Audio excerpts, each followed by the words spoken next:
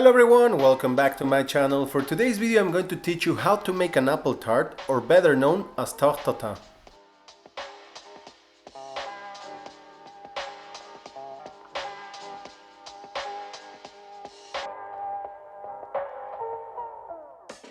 To start with the recipe, we're going to peel some apples. This one I'm using are a variety called Jazz, which is a hybrid between Braeburn and Royal Gala.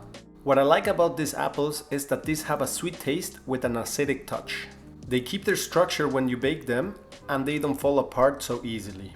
But if you can't find them, you can use Golden Delicious, Granny Smith, Fuji or Gala. All of these apples maintain this structure and don't become puree when you bake them. Once you finish, we're going to cut them in half and then into quarters. The Tarte Tatin was created by mistake in France by the Tatin sisters in 1880. Sorry, my bad French. I'm not going to get so deeply into the story, but from what I understood is that one of the sisters who was in charge of the kitchen basically was on the shit that day and she baked the tart without the base. When she realized it, she decided to place the dough on top of the apples to see if she could rescue her mistake. And she was lucky because she created this delicious dessert. Then we're going to remove the center very carefully without cutting yourself. Please take your time if you're not used to work with knives. Don't stab yourself. It's not my case, but if your apples are oxidizing, add a bit of lemon juice, mixing everything so that they don't end up turning brown or they look gross. Once you're done, we're going to prepare the caramel. For this, we're going to add 120 grams of sugar and 2 tablespoons of water to a pan over medium to high heat. When you're making a caramel, it's very important that you don't move it so much, because it will crystallize and these are not going to be dissolved no matter what. Also, be careful as the temperature of the caramel will be similar to hell and can leave you burns that you will never forget, so focus to avoid injuries. Once your sugar begins to caramelize, turn it off and very carefully move it so it doesn't burn. Remember, slowly to avoid crystallizing it, and once it reaches an amber color, add 50 grams of unsalted butter. Mix in the butter and let it cool a bit before adding the apples. Once it has cooled a bit, add your quarters very carefully so you don't splash the caramel and mix everything well. I know it looks like a lot and you're going to think like I have no clue what I'm doing, but no. These are going to release a lot of water and they're going to shrink, so don't worry. Once you can, incorporate the rest of the apples and cover them with a piece of parchment paper. And occasionally stir them so they can cook evenly.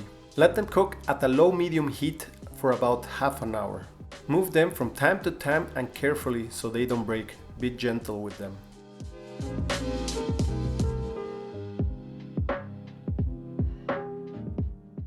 Once your apples are done, turn off the temperature and with the help of a spoon or a rubber spatula, press them a bit so no air is trapped between the apples.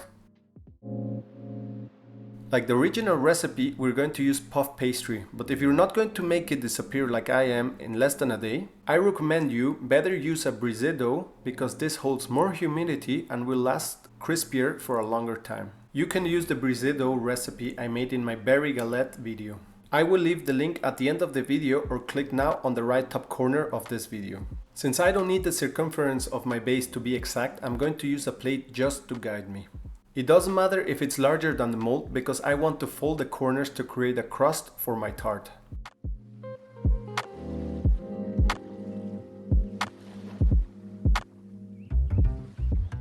And with the help of your beautiful hands, press carefully so that the apples are well packed. Then, with the help of your knife or a fork, pierce the dough so that the steam can be released. Let's bake this beauty in a preheated oven at 200 degrees Celsius for 25 to 30 minutes or until golden brown. Once baked, let it cool for at least an hour before unmolding it, or let it cool completely like it will be my case.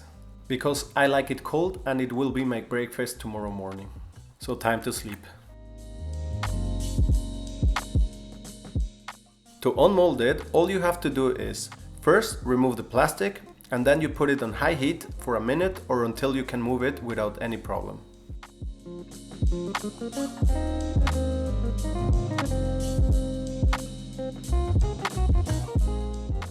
Then place a plate on top and carefully turn everything without burning yourself and avoiding destroying your cake.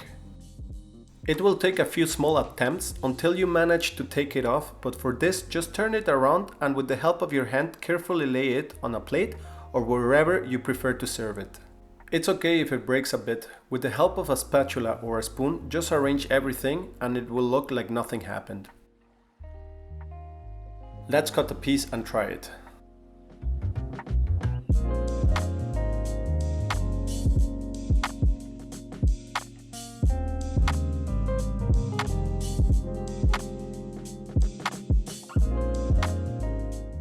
To decorate it, I'm going to use a bit of clotted cream, which is very common in England, but if you cannot find it, you can use whipped cream, ice cream, or nothing. Add a mint leaf to give it more color and it's ready to go. The best thing about this recipe is that you can use any type of fruit you want, like pear, peaches, banana, pineapple. But anyway, if you're interested in the recipe, you can find it in the description below or also on our website. Hope you enjoyed this video, thanks for watching, and if you learned something, don't forget to subscribe, like and share this video. See you next week.